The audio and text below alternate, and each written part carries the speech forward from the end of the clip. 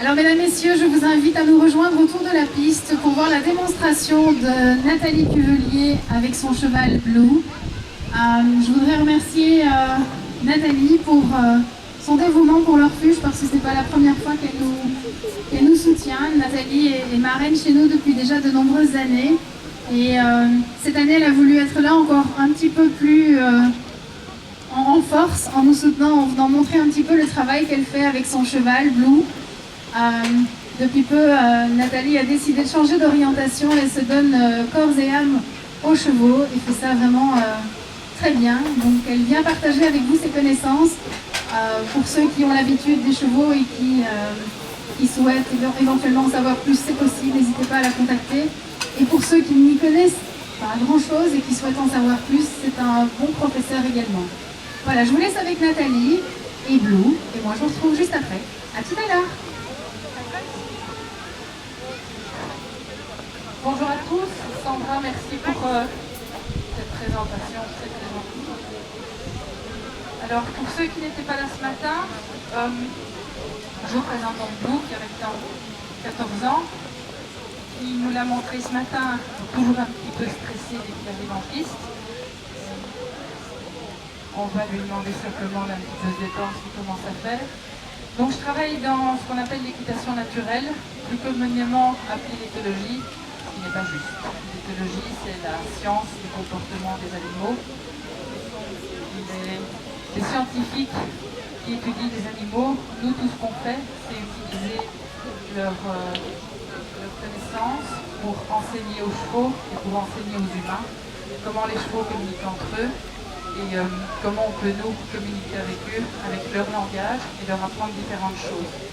Donc ce matin, on a un petit peu montré la méthode que j'utilise, qui est la méthode de Pat Parelli, pour ceux qui connaissent. On travaille les 7 jeux qu'on installe tout d'abord évidemment à pied sur le cheval. Des jeux qui permettent au cheval de rentrer en confiance avec l'humain. Donc ne jamais oublier que le cheval est une proie et que nous sommes à la base un prédateur. Donc il est très important de leur expliquer dès le départ que nous ne sommes pas là pour les manger, mais simplement pour passer du bon temps avec eux. Ensuite, les différents jeux leur permettent également de venir répondre positivement à toutes les pressions qu'on va leur mettre. Et donc de ne plus venir pousser contre la pression, comme ils poussent contre le prédateur pour arriver à s'en défaire lorsque ceux-ci est venu s'agripper à eux. Ensuite, on leur apprend à répondre à tout ce qui est plus suggestion, plutôt que de venir dans la force, mais simplement par un changement d'attitude et de comportement. Je viens de faire attention à notre demande, à notre gestuelle.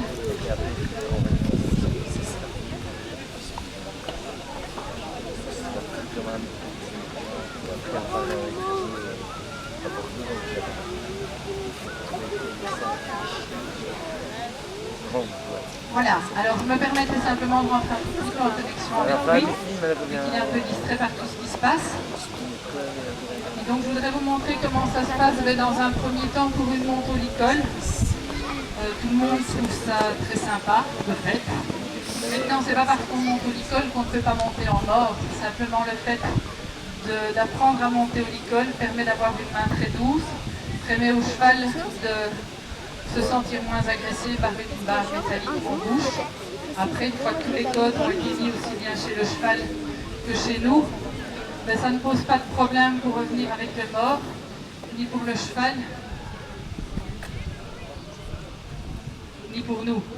À partir du moment où ça devient agréable pour lui d'être monté, ben évidemment ça devient agréable pour lui de venir directement au montoir et on ne se retrouve pas, comme on voit dans beaucoup de temps, des gens qui sont avec le pied au montoir, le cheval qui s'en va et on se retrouve à courir derrière. Ici c'est plutôt le cheval qui a envie de venir vers vous, simplement quand vous partez sur votre montoir.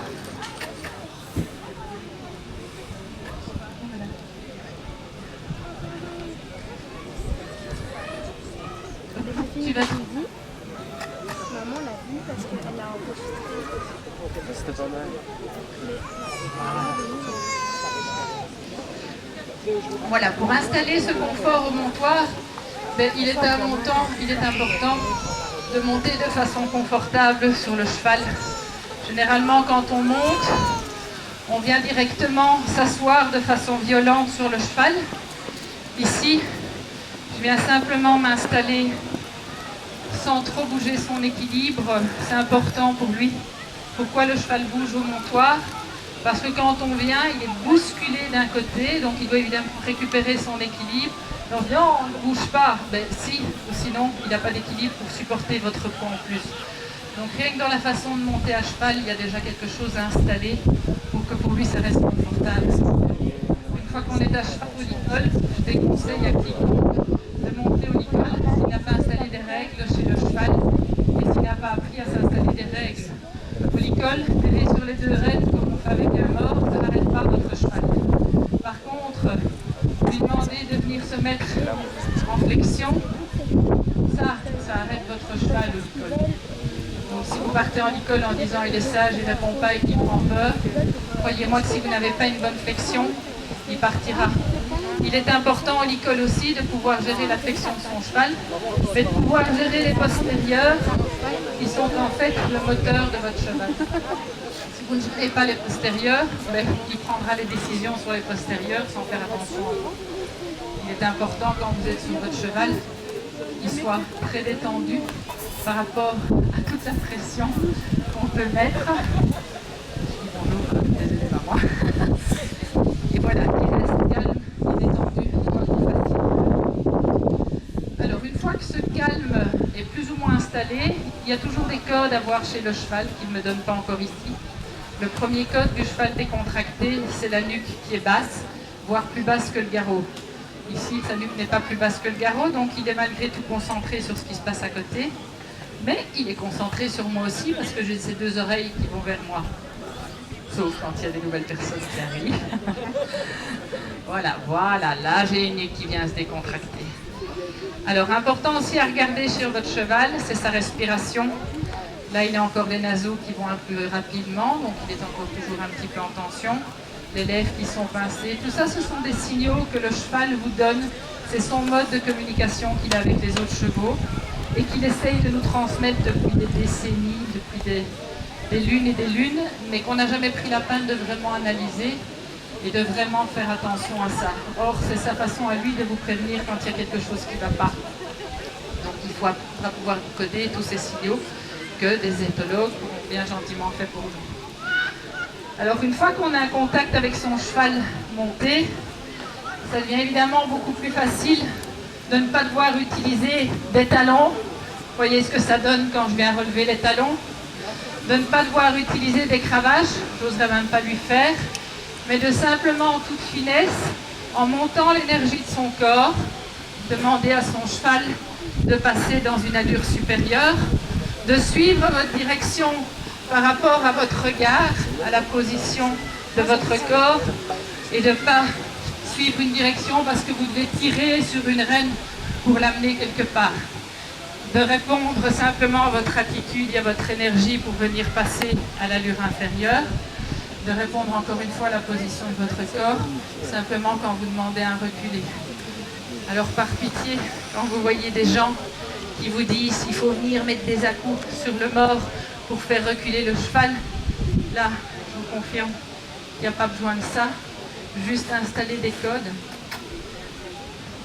et le cheval recule de lui-même. Même chose quand on vient vous dire que pour pouvoir avoir un cheval qui vient se placer, il faut absolument venir tirer sur les rênes. Il suffit simplement de mettre des codes en finesse et le cheval vient répondre à votre demande également. Alors une fois que tout ça est bien installé, on va vérifier qu'il répond bien à toutes mes demandes et qu'il est bien connecté. On peut passer à un mode de communication encore plus léger. Lui demander des choses qui, a priori, devraient lui poser des difficultés. Mais une fois qu'on a installé son endroit de confort, un endroit où on met plus de pression,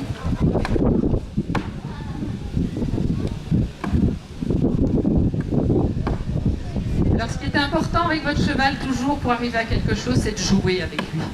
Tant que vous allez vouloir lui apprendre des choses,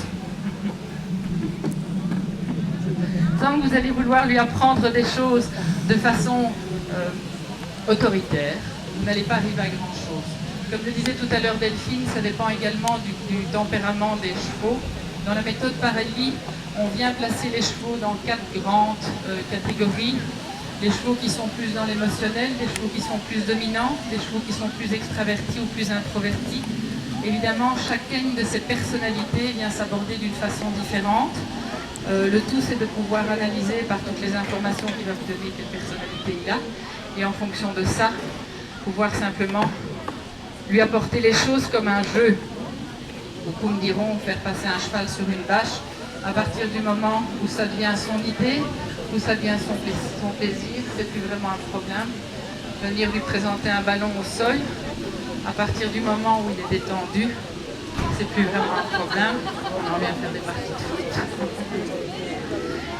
Une fois que tout ça est bien installé, on peut évidemment en venir à quelque chose de beaucoup plus agréable.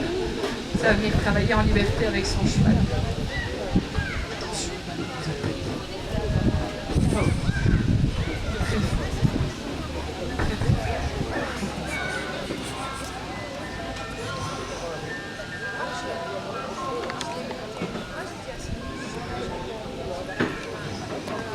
Voilà, donc on arrive à cette partie en liberté où on peut travailler comme déjà certains le font en cordelette, où là on garde malgré tout un contact au niveau de son cheval. On peut travailler simplement au stick. Même chose, on vient toujours vérifier qu'on a des freins, parce que même en liberté, les freins sont là.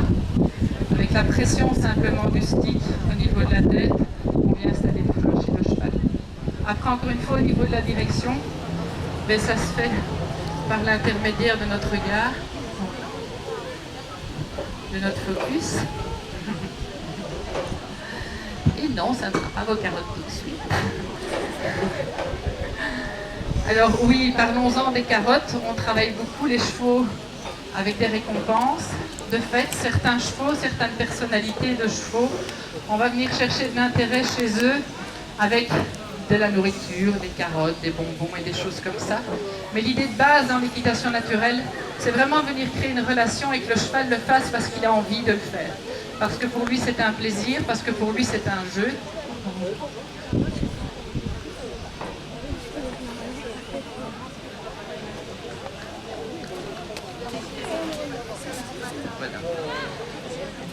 Donc voilà, on termine généralement à ce moment-là avec certaines personnalités par une petite friandise, mais ce n'est pas ce qui doit donner l'envie au cheval de travailler ou de fonctionner.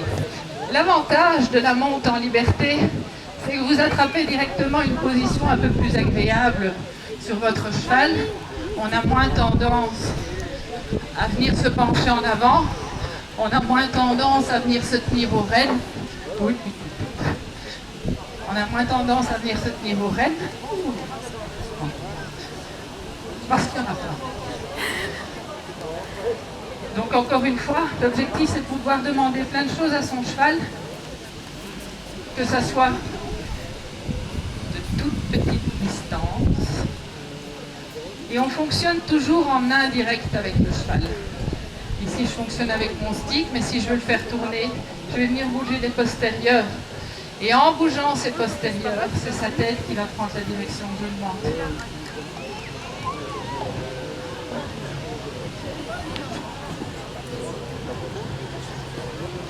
Toujours dans la lutte supérieure, sans aucune force, sans aucune énergie.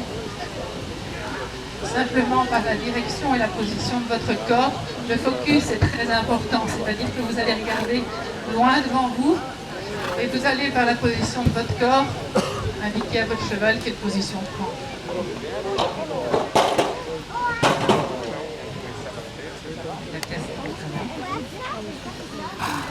Alors toujours dans les demandes, en douceur, pouvoir arriver à demander à son cheval un déplacement latéral.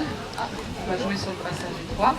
Entre le ballon. Non, pas maintenant. Entre le ballon. Toutes ces choses qui à la base font peur à un cheval. Il est tellement en confiance par rapport au fait que vous êtes devenu son leader. Et c'est là que je vais attirer votre attention également. Les bisous, tout ça, ils adorent, c'est bien, c'est important. Mais il faut que vous puissiez également prendre la place de celui qui va leur dire qu'il n'y a pas d'inquiétude à avoir, qui va leur dire que tout se passe bien à partir du moment où vous êtes là, et qui va leur dire que, quoi qu'il en soit, quoi que vous lui suggériez, que votre idée devienne son idée. L'idée de base de l'humain, c'est d'obliger le cheval à avoir son idée. C'est d'avoir son idée. Qu'est-ce que je vais faire ici? C'est que je vais lui mettre de l'inconfort. Jusqu'au moment où mon idée, vous l'aurez tous bien compris, est de le faire monter sur la palette, devienne son idée à lui. C'est le même principe que pour la mise en vanne. Je le mets dans l'inconfort partout ailleurs. Quand il part sur mon idée, je ne mets plus de pression.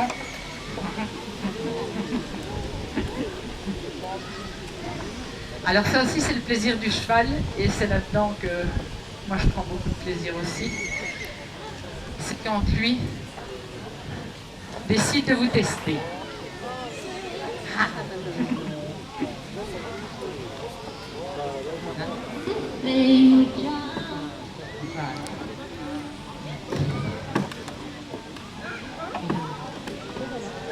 Voilà.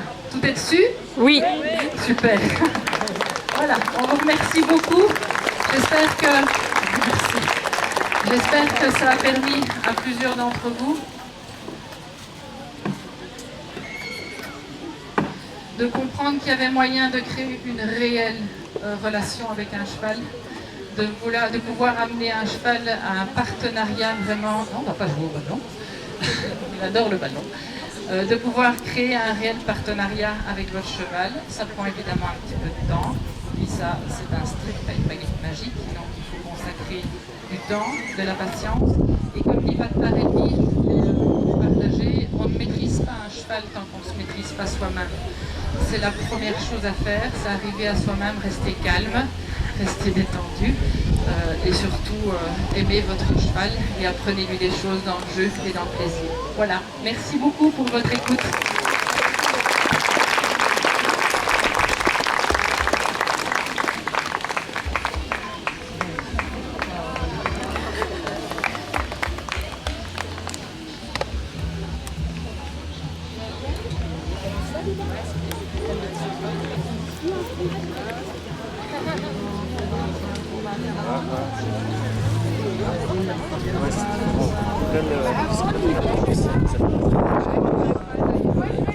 On peut applaudir plus chaleureusement Nathalie qui fait du super travail.